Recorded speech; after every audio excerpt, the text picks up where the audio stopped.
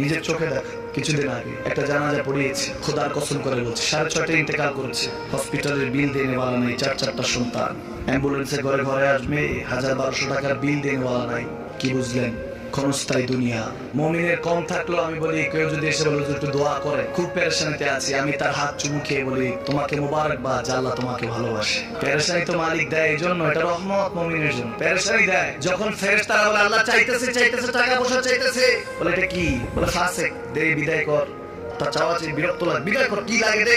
মুমিন যখন চাইতে থাকে আল্লাহ আমাকে কিছু লাগে, যখন একটু করে চায় আমার মাটাকে সুস্থ করে দাও, বাবাটাকে আল্লাহ আমার স্ত্রী আমাকে একটু তৌফিক দাও, চাইতে থাকে মুমিন। আল্লাহ বলে যখন ফেরেশতারা দেখে মুমিন চাচ্ছে, দেরি করতে পারে না, তাড়াতাড়ি খাজানা নিয়ে দিতে নেবে, আল্লাহ বলে রাখোস না, এত তাড়াহুড়া কিসে?